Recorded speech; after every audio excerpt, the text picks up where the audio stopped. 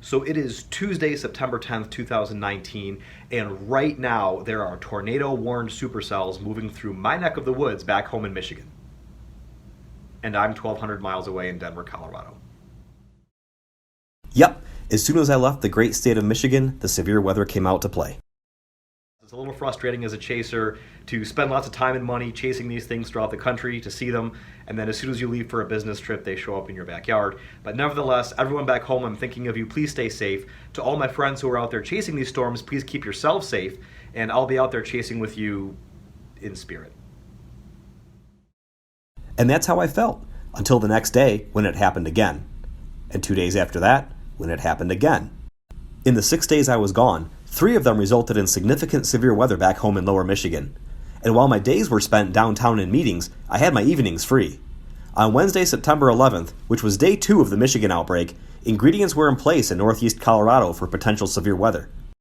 Northeast Colorado is known for some photogenic storms, especially later in the season. With the pent-up frustration I had about missing the Michigan event, my self-control went right out the window. I rented a car and hit the road. A storm was going up east of the Denver airport, so I headed that way. It wasn't long until I caught up to the show. This has got to be some of the prettiest structure I've ever seen. Look at that. Because of the high elevation, storms out here can look shorter and fatter than those in other parts of the country. But despite their goofy appearance, they can still be plenty dangerous. In fact, out here, giant hail is often more of a threat than tornadoes. Reflectivity returns on radar from these hail-producing storms might show you colors that you've never seen before, and that's what happens when it's raining icy baseballs. Look at that. Look at that hail core. Holy cow, that's some big hail.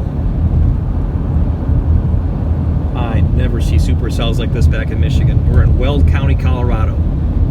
That's where this guy is. Actually, he's probably in Nebraska. I'm currently in Weld County, headed that way. Insane. Ultimately, the cell that I was on started to die out, so I decided to head back west. It is my second full day here in Colorado on business, and for the second day in a row, there's been a significant severe weather outbreak back home in Michigan, including tornadoes. Therefore, I've come to the only logical conclusion that I can, and that is, I am the white cloud that keeps tornadoes away from Michigan. If I'm there, everything's smooth sailing. The instant I leave, all hell breaks loose. Kind of frustrating when you're a storm chaser. Anyway, I'm here in northeast Colorado right now, which is actually also known for some pretty significant photogenic severe weather, especially late in the season, which would be now.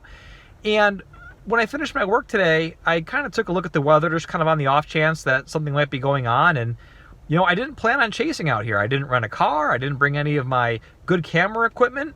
But after looking at the forecast, the SPC outlooks, the current weather situation, here we are. I rented a car, and we chased. So I ended up getting on a pretty good supercell east of town. Chased that up through Sterling, where they actually got some monster hail dropped on them. I actually stopped and got dinner there, and I had random people coming up to me to show me pictures and tell me about it. So a couple of them said they would send me some photos. We'll see if that happens. If they do, I'll put them in the video here. And now I'm headed back toward the Denver area. Turns out they did send me photos. Look at the size of the hail that came down in Sterling, Colorado just before I got to town. And check out the beautiful mammatus clouds that moved in after the storm. Thanks again for these pictures, Dakota.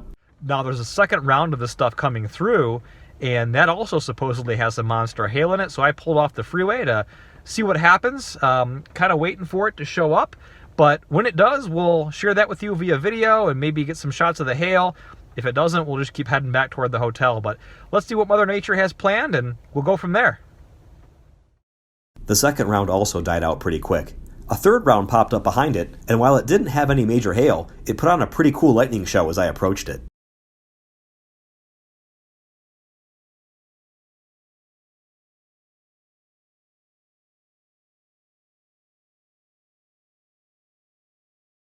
I returned my rental car and went back to my hotel, where I am now, making this video and dealing with some awful seasonal allergies.